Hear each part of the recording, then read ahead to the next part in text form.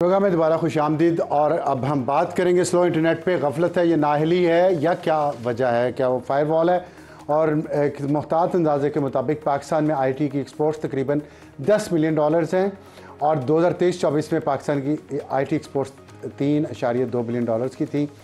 Sorry, एक दिन में $10 मिलियन थी और साल में $3.2 बिलियन।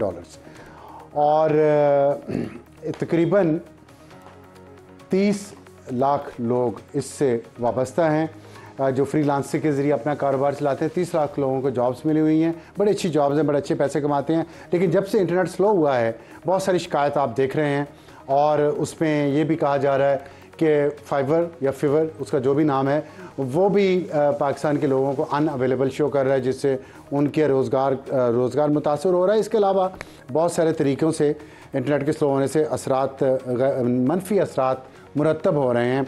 हमें ज्वाइन किया है खुरम राहत साहब ने, जो वाइस चेयरमैन है पाशा के। Pasha stand for not general Pasha, Pakistan software houses association. और कराची से हमें ज्वाइन किया असफन यार फारूक साहब ने, जो मेंबर है नेशनल ई कॉमर्स काउंसिल के। असफन यार साहब, मैं आपसे बात का आगाज़ करूँगा। बताइएगा कि ये कितना सच है इस बात में कि लोगों के रोज़गार बहुत मुतासर हुए हैं इस स्लो इंटरनेट की वजह से, और वजह क्या है स्लो इंटरनेट की?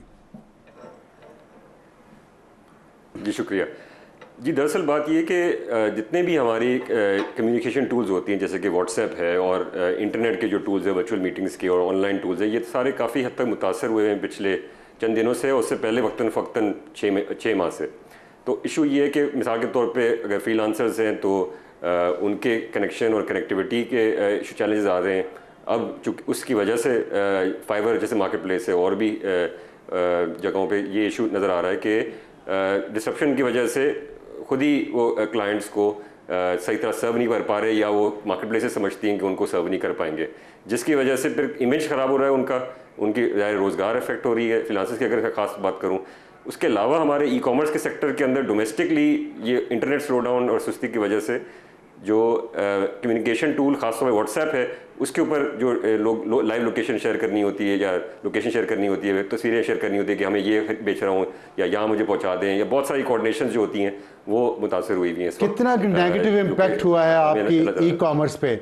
सालाना जो ये फिगर आए हैं 3.2 बिलियन के और डेली $10 मिलियन का है, तो आपके कितना नेगेटिव इम्पैक्ट कितना हुआ है इस पर इन टर्म्स ऑफ मनी? ये आईटी सेक्टर जो जी आईटी कंपनी जो है वो, जैसे आपने कहा कि $3.2 बिलियन की एक्सपोर्ट कर रही हैं, वो तो मेरे ख्याल में काफ़ी जो अभी पाशा की तरफ से भी आया और भी हमें इंडस्ट्री से पता चल रहा है कि $300 बिलियन का अभी तक लॉस हुआ है। और सबसे बड़ा इशू ये है कि ये तो अभी हमें नज़र आ रहा है, आगे जो क्लाइंट लूज़ हो रहे हैं तो उन्होंने आगे जो आपको $100 मिलियन का बिजनेस देना है वो हमें नज़र आ रहा है कि इफेक्ट हो रहा है। साथ में मैं कहूँगा कि ई फ्रीलांसर्स शामिल है, साथ में बिल्कुल क्रेडिबिलिटी ख़राब हो रही है। और दूसरी बात है, जो आपकी इवन गुड्स के एक्सपोर्टर्स हैं या ई कॉमर्स के, क्योंकि सामान भी जाता है ई कॉमर्स के वाले से, उसमें आप कोऑर्डिनेशन अगर नहीं कर पाएंगे, कम्युनिकेशन नहीं कर पाएंगे, तो आपके इससे भी ज़्यादा हमें नज़र आ रहा है, चाहे वो बड़े एक्सपोर्टर हो, छोटे एक्सपोर्टर हो, ई कॉमर्स वाले एक्सपोर्टर हो, सबको कम्युनिकेशन टूल यूज़ करने की ज़रूरत है। और सबको आदत है कि व्हाट्सएप यूज़ करें, उनके कस्टमर्स को आदत है।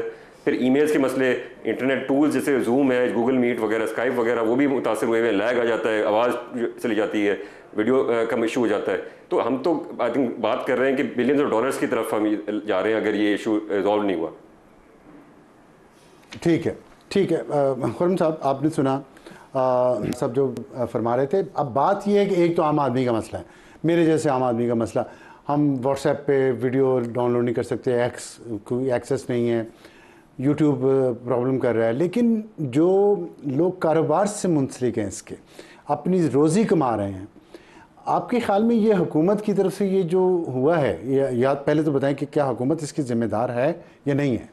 देखिए जी, इसका तो आपको सही जवाब हुकूमत दे सकती है कि जी ये जो डिस्ट्रप्शन है, ये इतना ग्रे एरिया क्यों है? हम समझ क्यों नहीं पा रहे कि ये जिम्मेदार कौन है? देखिए, ये फैक्ट है कि इंटरनेट के अंदर आपको डिलेज आ रहे हैं, और ख़ास तौर पे ये फैक्ट है, मेरी अंडरस्टैंडिंग है कि ख़ास तौर पे अगर आप मोबाइल डेटा यूज़ करते हैं, अगर आप वाईफाई यूज़ कर रहे हैं, आप कोई नेटवर्क उस ऑपरेटर के साथ हैं, तो कम चैलेंजेस हैं। लेकिन अगर आप मोबाइल डेटा यूज़ करें तो उधर आपको काफ़ी चैलेंजेस आ रहे हैं। और उस सिनेरियो में जैसे असफंदियार साहब ने कहा कि जो मसाइल हैं, इन्होंने ई कॉमर्स के पॉइंट ऑफ व्यू से कहा, मैं अगर इसको कैटेगराइज़ करूँ, आपने आम आदमी की बात की, मैं अगर कैटेगराइज़ करूँ जो इम्पैक्ट है, तो एक इम्पैक्ट तो फ्रीलांसर्स पे है। ठीक है जी, कि वो ऑब्वियसली वो ना सिर्फ कि उनकी जो बिज़नेस लूज़ हुई है, बट रेपुटेशनल लॉस है, और not only reputational loss of an individual freelancer. नहीं, एक सवाल है मेरा जी, कि अगर मोबाइल जो हैं गैजेट्स उस पर प्रॉब्लम है और वाईफाई अगर आप बैठे हुए हैं कहीं वाईफाई से कनेक्टेड हैं तो ये प्रॉब्लम नहीं है, फिर कैसे इम्पैक्ट हो रहा है इतना? इसलिए क्योंकि जी आपके यहाँ जो वाईफाई कनेक्टिविटी है, ब्रॉडबैंड कनेक्टिविटी है, वो एक बहुत स्मॉल परसेंटेज है जो कि ज़्यादातर बड़े शहरों तक और बड़े शहरों में भी कुछ इलाकों तक में। नहीं, अगर मैं काम करूँ, फ्रीलांसर हूँ जी, तो मेरे पास वाईफाई डेफिनेटली होगा ना, खाली मोबाइल फ़ोन पे नहीं। मैं नहीं जी, सो देखिए मैं इस तरफ आ रहा हूँ कि जो आपके फ्रीलांसर्स हैं वो बहुत सारे लोग जो हैं वो छोटे शहरों में, कस्बों में, गाँव में हैं, अपने घरों से काम कर रहे हैं। क्या काम तो, से कर रहे हो? टिकटॉक बनाना? नहीं, टिकटॉक इज़ वन थिंग, वो आपको ये फाइबर पे और ये अपवर्क वगैरह के ऊपर आपको ग्राफिक डिज़ाइनिंग का काम कर रहे हैं। गाँव में बैठे लड़के लड़कियाँ मोबाइल फ़ोन पे? बिल्कुल। अच्छा, ठीक है। ये मोबाइल फ़ोन पे नहीं, मोबाइल फ़ोन पे नहीं, मैं तस्हीह कर दूँ कि आप मोबाइल डेटा जो कि होते हैं ना, कि डिवाइसेस हैं, वो यूज़ करते हुए 4G यूज़ करते हैं, जी बिल्कुल,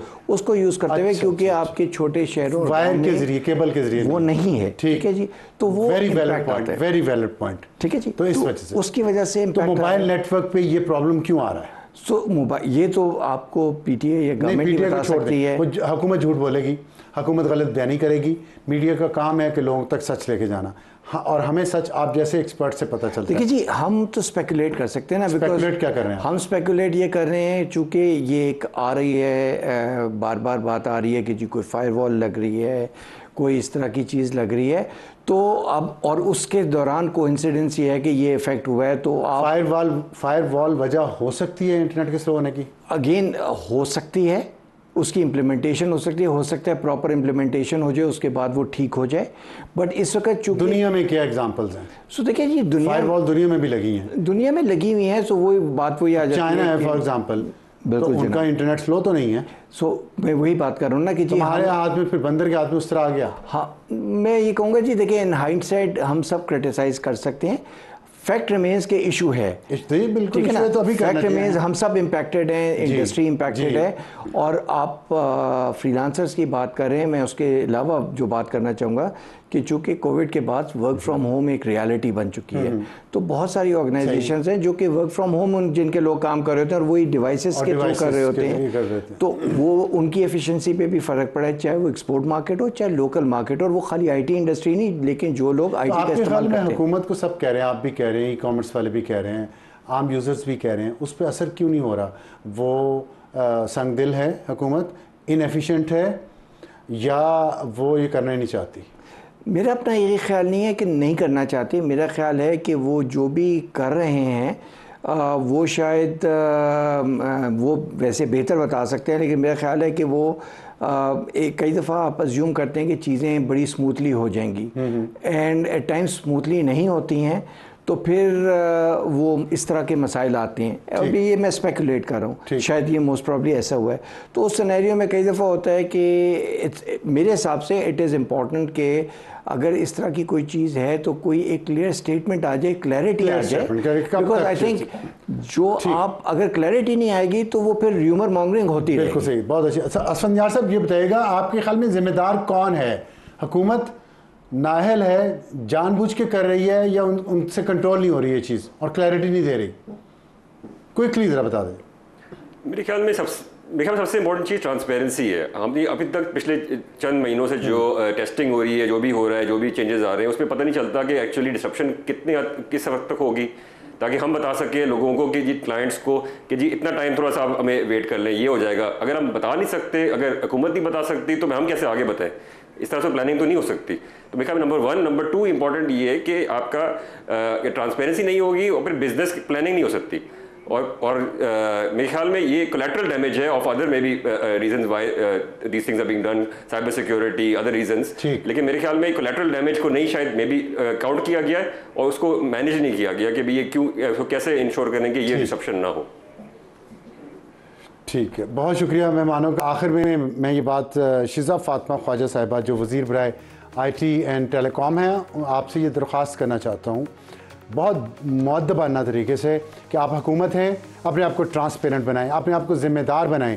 आप जो कुछ भी कर रही हैं, आपकी वजारत, मेरा मतलब जो कुछ भी कर रही है, या आप PTA जो कुछ भी कर रहा है, जो कुछ भी कौम से छुपाया जा रहा है, कम अज़ कम उन्हें क्लैरिटी दें। लोगों के रोज़गार बंधे हुए हैं, आप लोगों को मज़ीद रोज़गार प्रोवाइड नहीं कर सकते, तो कम अज़ कम जो लोगों ने खुद रोज़गार ढूंढ के कुछ पैसा कमा रहे हैं तो उनसे वो रोज़ी मत छीनें। आपके पास बहुत सहूलियात हैं। अभी जो PT में बैठे हैं उनके पास भी बहुत सारा माल भी है, सहूलतें भी हैं, लेकिन गरीब के हाथ से निवाला मत छीनें और कुछ क्लैरिटी दें, कुछ ट्रांसपेरेंसी दें। एक ब्रेक लेते हैं, ब्रेक के बाद बात करेंगे एडिटोरियल में कि हमारी हुकूमतें आम आदमी के लिए कितनी तकलीफदेह सूरत हाल पैदा किए रखती हैं। और आज का एडिटोरियल एक अफसोसनाक वाक़े पे है। आज अपर कोस्तान में बरसीन में चेयर लिफ्ट का एक और हादसा पेश आया, जिसमें चेयर लिफ्ट की रस्सी टूटने से 3 लोग दरिया सिंध में गिर कर जाँ बहक हो गए। रेस्क्यू टीमें डूबने वालों को तलाश कर रही हैं और ये हमारे यहाँ आम आदमी की ज़िंदगी है। और इस पे एडिटोरियल हम इसलिए कर रहे हैं कि आज से 1 साल पहले अगर आपको याद हो तो बटग्राम में भी एक ऐसा ही हादसा हुआ था और उस हादसे में लोगों की जान तो बच गई थी, लेकिन एक चेयर लिफ्ट जिसकी रस्सी टूट गई थी तहसील अलाई में, वो काफ़ी कई घंटों तक वहाँ लटकती रही और जिसमें आपने देखा कि रेस्क्यू ऑपरेशन के लिए हर किस्म और हर साइज़ के हेलीकॉप्टर्स हवा में उड़ते रहे और सारा दिन TV चैनल्स उसको कवरेज देते रहे और इतनी बड़ी वो ख़बर बन गई कि पूरी दुनिया के मीडिया ने यह ख़बर पिक की और जिसमें 6 बच्चों समेत 8 लोग फंसे रहे थे 900 मीटर की बुलंदी पर। और फिर आखिर में एक रेस्क्यू ऑपरेशन हुआ जिसमें एक ऐसे शख्स ने जिसने इसी तरह की अपनी वो फैसिलिटी वहाँ लगाई हुई थी, उसने आके इन तमाम लोगों को फटाफट रेस्क्यू किया। और लेकिन जाहिर है मीडिया पब्लिसिटी चाहिए थी उस वक्त की हुकूमत को, तो की गई और एक तकरीब का इनेकाद हुआ जिसमें मुतासरीन को मदऊ किया गया, बड़ी बातें हुई, सड़कों पुलों के वादे हुए, चांद तारे तोड़ के लाने की बातें हुई, लेकिन निकला क्या? कुछ भी नहीं। और चेयर लिफ्ट और मालिक ऑपरेटर के खिलाफ मुकदमा दर्ज किया गया, मगर वो कहते हैं ना, रात गई बात गई। अब आपने देखा होगा कि वो जो इनामात दिए जा रहे हैं कितने शौक से, और उसमें जो वादे किए जा रहे हैं, तो वहाँ पे अलाई में क्या हुआ? ये आज हादसा बरसीन में हुआ है, अपर कोस्तान में। मेरे प्यारे दोस्त अनवारुल हक काकड़ साहब अब वज़ीर आज़म भी नहीं रहे, तस्वीरें बन गई, फुटेजेस बन गए। अब वज़ीर आज़म हैं शहबाज शरीफ साहब और वज़ीर आला खैबर पख्तूनख्वा हैं अली अमीन गंडापुर, जिनको अपनी मूँछों को ताव देने से फुर्सत मिले तो उन्हें पता चले कि उनके सूबे में लोगों की हालत क्या है, उनकी ज़िंदगियाँ कैसे गुजर रही हैं। वो डेरा इस्माइल ख़ान में TTP के लोग तो लाके बिठा दिए, सवात में भी बिठा दिए, उनके ज़रिए मियाँ वाली एयरबेस पे, बन्नू में, पेशावर में हमले भी करवा लिए 9 मई को, जिसकी तफसीलात जनरल फैज़ ऐसे बोल रहे हैं जैसे तोता बोलता है। लेकिन अली अमीन गंडापुर साहब अपने सूबे की तरफ देखें, लोगों को सहूलियात मुहैया करें। PTI की बनाई हुई इस जन्नत में आपके 11वां साल है आपकी हुकूमत को, और आपके लोग आसमान से गिर के दरियाओं में मर रहे हैं। कुछ खुदा का खौफ करें, आपने अल्लाह को जान देनी है, आपकी हुकूमत ने जान देनी है। आज ही आपके एक वज़ीर ने आप पर करप्शन के इल्ज़ामात लगा के इस्तीफ़ा दिया है, तो करप्शन तो पता नहीं आप कितनी करते या नहीं करते, ये तो आप और अल्लाह ही जानता है। लेकिन अपने दौरे हुकूमत में लोगों के लिए कुछ करें, कुछ दुआएं ले लें, काम आएंगी।